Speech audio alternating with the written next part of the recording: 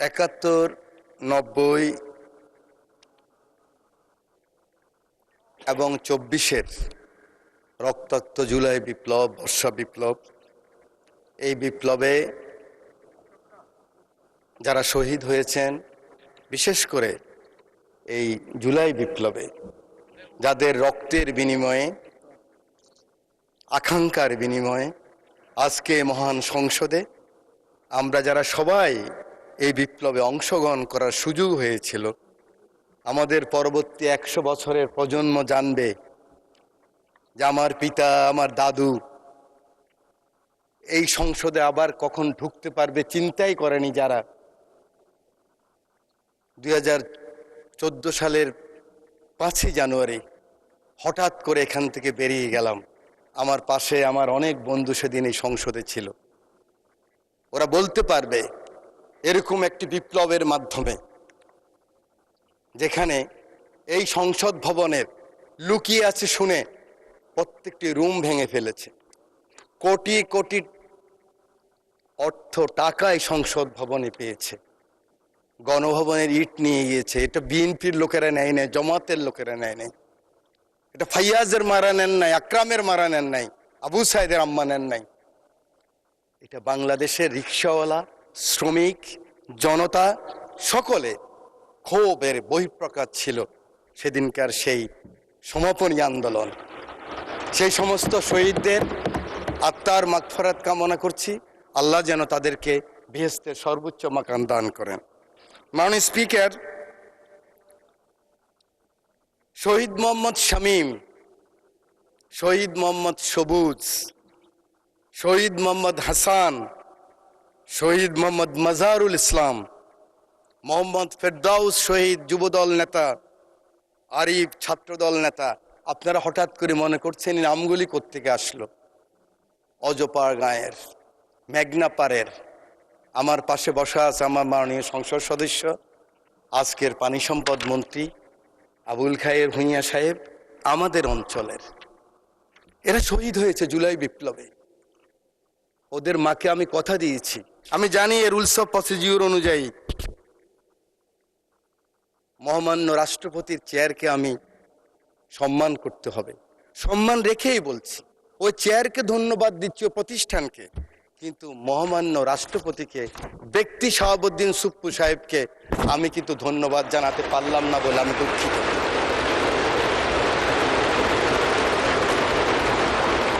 মাননীয় স্পিকার, শহীদ প্রেসিডেন্ট জিয়াউর রহমানকে স্মরণ করছি। আমার প্রিয় নেত্রী, আমার মা বেগম খালেদা জিয়া জীবনের শেষ পর্যায়ে এই চেয়ারে বসা ছিলেন 9 পার্লামেন্টে। তার পিছনে ছিলেন জনাব ফারুক সাহেব, আমরা ছিলাম, পার্থ সাহেব ছিলেন। প্রথম দিন 1/11-এর পরে আমরা যখন 26 জন, ম্যাডাম খালেদা জিয়া 3 জন, 29 জন ছোট্ট রুমের মধ্যে পার্লামেন্ট পার্টির মিটিং হলেন, আমি সাইকোলজির ছাত্র, আরেকদিন বলেছিলাম, মুখ দেখেই বুঝেছি ম্যাডামের মনে অনেক কষ্ট। ম্যাডাম নিঃশ্বাস ছাড়লেন, বাম দিকে খন্দকার দেলোয়ার সাহেব বললেন আর এই রাজনীতি করা হবে না, আপনারা যান, আমরা বয়কট করব। আওয়ামী লীগ আসলে আওয়ামী লীগ বয়কট করবে, আমরাও তো অনুষ্ঠানে যাব না, আমরা আসলে আওয়ামী লীগ আসবে না, এই রাজনীতি বন্ধ করতে হবে। 5 জনকে পাঠালেন, আমরা সেখানে গেলাম ও তো অনুষ্ঠানে। সংসদ শুরু হলো, 1.5 মাসের মাথায় বিশ্বাস করেন আমার মা সংসদে বসার মতো ভাষা এই পার্লামেন্টে ব্যবহৃত হয় নাই। এরকম টোকেন দিয়ে দিয়ে সংসদ নেতা ছিলেন ফ্যাসিস্ট, এই চেয়ারে বসা ছিলেন হাসিনা। উনি টোকেন দিতেন যুব মহিলা লীগের নেত্রীদেরকে, কিভাবে মন্দ বলা যায়, কিভাবে তারেক রহমান সম্বন্ধে মন্দ বলা যায়, কিভাবে খালেদা জিয়া সম্বন্ধে মন্দ বলা যায়। তারপরও সেই সংসদে আমরা ছিলাম। আজকে আমার নেতা শহীদ প্রেসিডেন্ট জিয়াউর রহমান রাজনীতিটা শুরু করলেন কিভাবে, গ্রোম করলেন কিভাবে। আমি তখন স্কুল থেকে কলেজে এসেছি। উনি ছাত্র, শিক্ষক, সাংবাদিক, সমাজের বিভিন্ন স্তরের মানুষকে নিয়ে গেলেন, সাংস্কৃতিক কর্মীদেরকে হিজবুল বাহারে। সেখানে তাদের সাথে আলোচনা করলেন। আমার সুযোগ হয়েছিল, আমি ফার্স্ট ইয়ার থেকে সেকেন্ড ইয়ার উঠলাম বিশ্ববিদ্যালয়ে। উলসি যদুনাথপুরে নিয়ে গেলেন আমাদেরকে, চট্টগ্রাম বিশ্ববিদ্যালয় থেকে ফার্স্ট সেকেন্ড যারা হয়েছে। 8 ঘন্টা ছিলাম। ওই হাতের স্পর্শ, ওই কথা, ওই ভীষণ এখনো মনের ভিতরে ভাসে। হয়ে গেলাম জাতীয়তাবাদী শক্তির একজন সৈনিক। আল্লাহ এই দুই নেতা এবং নেত্রীকে বেহেশতের সর্বোচ্চ মাকাম দান করুন। সময় নেই, বলতে পারবো না, শুধু বলতে চাই, আর কত যুদ্ধ, আর কত তর্ক, আর কত বিতর্ক, আর কত ছোট করা। এই সংসদটাকে আসুন না সকলে মিলে, সকলের সংসদ, আকাঙ্ক্ষার সংসদ, বাংলাদেশের 16 কোটি 17 কোটি মানুষ যে সংসদ চায়। আমি এখানে যত কথাই বলি, আমি মনে করি আপনাকে ঘায়েল করেছি, আপনি মনে করেন আমাকে ঘায়েল করেছেন, কিন্তু বাংলার কৃষক, বাংলার শ্রমিক, বাংলার জেলে সে কিন্তু বোঝে আমার কথা সঠিক না আপনার কথা সঠিক। আমার মহাসচিব মহোদয় এখানে বসা আছেন, আমার মহাসচিব মহোদয়কে হেলমেট পরাই নিয়ে গেছি, নাম বলতে পারলাম না, একজন সেনাবাহিনীর প্রধানের সাথে মিটিং করার জন্য আজকের কৃষিমন্ত্রীর বাসায়। কারণ ওটা বেশি দিন নয়, 23 সালের কথা বলছি। জীবনের বাজি নিয়েই কথাগুলি করেছি আমরা। আমার নেত্রীর 11 আমার নেতাকে যখন নিয়ে গেল খবর পেলাম আমি, কারণ 7 দিন আগে শেষ দিন আমার দেখা হয়েছিল আমার নেতা তারেক রহমানের সাথে, বেগম খালেদা জিয়ার সাথে 111-এর পরে হাওয়া ভবনে। সেদিন ছিল ওনার শেষ দিন। খবর পেলাম ওনাকে নিয়ে গেছে, ঢুকে গিয়েছে। 196 জন এমপি ছিল এই পার্লামেন্টে, আমি ঢুকেছি। আমার নেত্রীকে দেখেছি, একজন মা, তার সন্তানের জন্য কি আকুতি, কি কান্না, কি বেদনা বিধুর আমি দেখেছি। আমি সেই কথা মনে রাখতে চাই। আজকে আমরা অনেকে আছি, কিন্তু ষড়যন্ত্র বন্ধ হয়নি। জাতীয়তাবাদী নেতাদেরকে বেঁচে থাকতে হলে অনেক যুদ্ধ করতে হয়, ঐক্যবদ্ধ থাকতে হয়। আমরা সকলে আসুন একমত হই। আগামী দিনে যে চ্যালেঞ্জ আসবে, এই জাতীয়বাদী শক্তির বিরুদ্ধে আবার যে ষড়যন্ত্র আসবে, সেদিনকার প্রধানমন্ত্রীর জন্য জীবনের বাজি রাখতে পারবেন, বাংলাদেশের জন্য বাজি রাখতে পারবেন, সেরকম যদি একটা শক্তি সাহস থাকে, তখনই হবে সবার আগে বাংলাদেশ, তখনই হবে দিল্লি নয়, পিন্ডি নয়, অন্য কোনো দেশ নয়। জি, সময় সময় বাড়ানো হলো আরো 4 minute. Thank you very much. You are very welcome. Thank you very much. আমি আপনাকে ধন্যবাদ জানাই। আমার সংসদ নেতা, আমি ওনাকে হসপিটালও দেখেছি। একজন মানুষ তার কর্মীকে কত ভালোবাসলে, আমি অ্যাপ্রন পরে গিয়েছি, মাস্ক লাগাই গিয়েছি। আমি এমপি ছিলাম, দেখে চিনে নাই।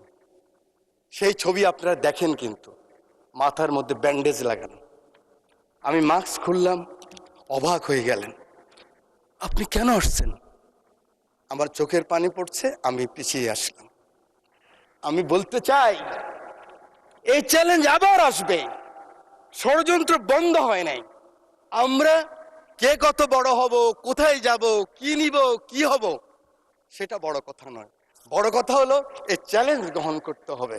মাননীয় স্পিকার, আপনার মাধ্যমে পুরো হাউসকে জানাতে চাই, চিন্তা করেন তো, কথার সাথে বলতো জামাত শিবির, কথার সাথে বলতো জামাত বিএনপি, একসাথেই তো আমরা। আমার হাতে তো এখনো রক্তের দাগ নিয়ে লেগে আছে। এই মতিঝিলে 19 দিন ছিলাম রিমান্ডের মধ্যে। কেন আমরা ছোট করার চেষ্টা করতেছি? আমি বিশ্বাস করি আমার নেতা ছুটে গেলেন একটু আগে, আমার সেই ভাই এখন আছেন, আমার নেতা তারেক রহমান ছুটে গেলেন, ওখানে গেলেন, দেখলেন। সাথে সাথে আমি মনে করি আগামী দিনের রাজনীতির জন্য সংসদের বিরোধী দলের নেতা আপনিও ছুটে যাওয়া উচিত ছিল। আমি জানি না আমার কথা কিভাবে নেবেন, যে মাননীয় সংসদ নেতা আলম, আপনি গিয়েছেন, উনি বলেছেন আপনার কিছু প্রয়োজন লাগলেও আমাকে বলবেন। এভাবেই রাজনীতিটাকে আমরা এগিয়ে নিতে হবে। বাংলাদেশের মানুষের আকাঙ্ক্ষা এই রাজনীতি। মানুষ আর এই হিংসা প্রতিহিংসা আর দেখতে চায় না। বক্তব্য আমি শেষ করছি। যাওয়ার আগে দ্বিতীয় বিশ্বযুদ্ধের একজন সৈনিক, আমরা জানেন আমরা কিন্তু উইলস্টন যে চার্চিলের পক্ষে, মিত্রশক্তির পক্ষে যুদ্ধ করেছিলাম, এবং আমরা কিন্তু বাঙালিরা সবসময় এরকম ছিলাম। আমরা মুঘলের বিরুদ্ধে ঈসা খাঁ যুদ্ধ করেছে, ফরাজি আন্দোলন, ফকিরি আন্দোলন, এগুলি তো আমরাই করেছি। ইলা মিত্রের আন্দোলন আমরাই করেছি, তিতুমিরের পাশের কিল্লা আমরাই করেছি। এই সৈন্য গিয়েছিল, যুদ্ধ করেছে বিভিন্ন জায়গায় মাননীয় স্পিকার। পরে আসছে বার্মায়, বার্মায় আসার পরে নিজের দেশের কথা মনে পড়েছে। দেশের কথা মনে করার পরে মনে করলো এই বর্গী ওলন্দাজ ব্রিটিশরাই তো অত্যাচার করেছে, আবার তো সেই অবস্থাই হবে।